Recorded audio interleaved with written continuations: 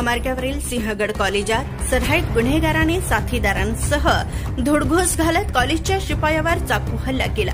तसेच इतर 6 ते 7 जणांना विटा व लाथाबुक्क्यांनी मारहाण केल्याची घटनाही समोर आली आहे।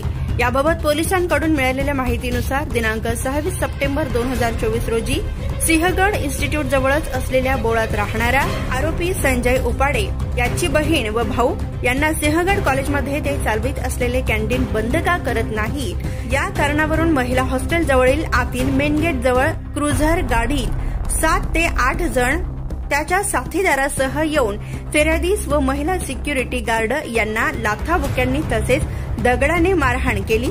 तसेच फिर्यादीच्या गळ्यास चाकू लावून फिर्यादीस मारण्याचा प्रयत्न केला। त्याचबरोबर फिर्यादीस वाचवायला आलेल्या कर्मचारी प्रकाश माळे यालाही जीवे मारण्याच्या उद्देशाने पोटात चाकू मारून गंभीर जखमी करून पुन्हा एकदा चाकू मारण्याचा प्रयत्न केल्याप्रकरणी दत्तात्रय ईश्वर नवले वय 41 व्यवसाय नोकरी राहणार सिंहगड स्टाफ कॉर्नर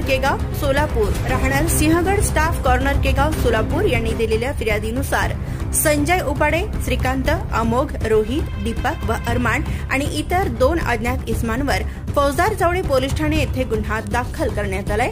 तर अधिक तपास सहाय्यक पोलीस निरीक्षक पाटील हे करीत आहेत। Subscribe now and press the bell icon. Never miss an update.